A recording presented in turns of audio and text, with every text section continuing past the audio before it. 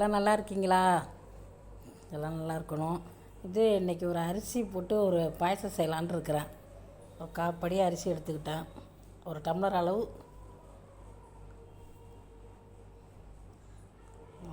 பச்சை அரிசி தான். பச்சை அரிசி எடுத்து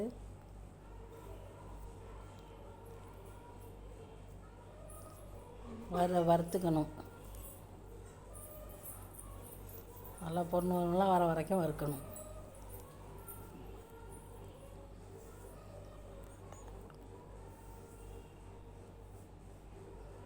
அடி பிடிக்காமல் கொஞ்சம் இதாக வறுக்கணும், ஒரே மாதிரி இருக்கிறாப்புல.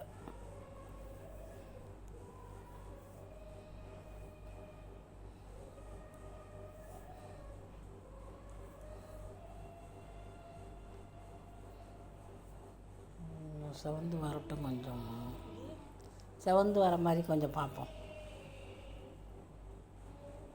இது புழுங்கரிசினா இது இதுனா ஆகிடும். பச்சரிசியாக இருக்குல்ல, கொஞ்சம் பொரியணும். அதான் சாமிக்கு இருக்கிறதுனால தான் பச்சரிசி. மிக்ஸி ஜாரில் போட்டு நம்ம அதுக்கு வைப்போம்ல, உப்புமா நெய்க்கு நுக்குவோமா, அதோட கொஞ்சம் நைஸாக இருந்தாலும் பரவாயில்ல.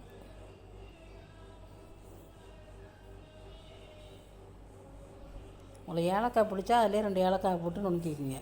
நான் போடலை, எங்கள் வீட்டில் பிடிக்காதுன்னு போடல. பிடிச்சா அதிலே போட்டு நுணுக்கிக்கலாம்.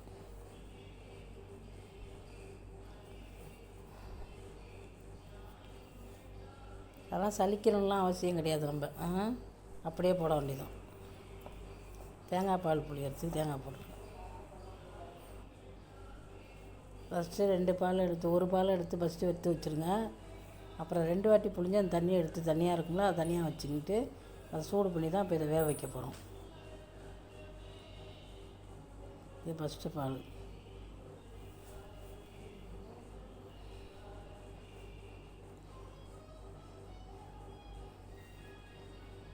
நீங்கள் அடுப்பில் வச்சு சூடு பண்ணிவிட்டு இந்த அரிசியை போட்டு கிண்டலாம், இல்லை தண்ணியிலேயே கொட்டிட்டு கூட கிண்டிக்கலாம், ஒன்றும் பிரச்சனை இல்லை. கட்டி பிடிக்காமல் கிண்டணும், அவ்வளோதான். அப்படியே ஊற்றி கிண்டுறதுனால கிண்டிக்கலாம். ஏன்னா இது டக்குன்னு அடி பிடிக்கும், அதை கொஞ்சம் பார்த்துங்க. அப்புறம் தீஞ்ச வாடை அடிக்க ஆரம்பிச்சிடும். அப்படியே கொஞ்சம் கிண்டிகிட்டே வாங்க, நல்லா வேகணும்.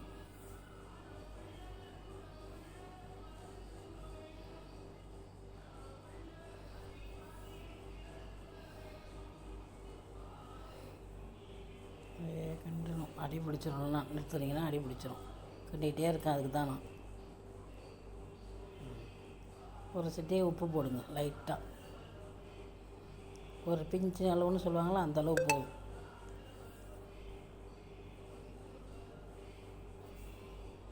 நல்லா சாதம் மாதிரி கிண்ட வந்துடும், அப்படியே கூழாட்டம்.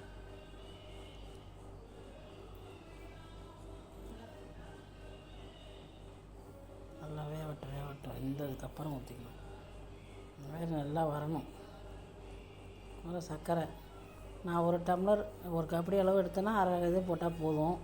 ஸ்பூனால் போடுறேன், நான் தேட முடியனால. ரொம்ப போடவும் பயமாக தான், 1/2 டம்ளர் தான் போடலாம். நீங்கள் சும்மா ஒரு காப்படி போட்டாலே உங்களுக்கு நிறையா வந்துடும். பாயசமே அதிகமாக தான் இருக்கும். 5 பேர் கூட சாப்பிட்லாம், நிறையா தான் இருக்கும். நல்லா வெந்ததுக்கப்புறமா பாருங்கள், கையால் அமுக்கி பார்த்தாலே தெரியும் அந்த மாதிரி இருக்கும்.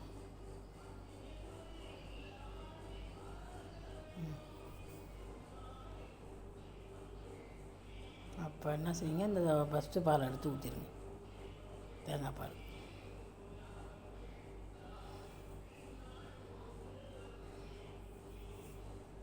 ஊற்றி நல்லா கிண்ட வேண்டியதான், அடி பிடிக்காமல். நல்லா கிண்டிட்டு கொஞ்சம் நெய் இருந்தால் கொஞ்சம் லைட்டாக ஊற்றிங்க. உங்களுக்கு முந்திரி பருப்பெல்லாம் போடணுன்னு ஆசை இருந்தால் போட்டுங்க. எங்கள் வீட்டில் போட்டது இருந்ததுனால போட்டுச்சு, வேறு ஒன்றும் இல்லை. இது சாமிக்கு வச்சு பழச்சிங்கன்னா நல்லது.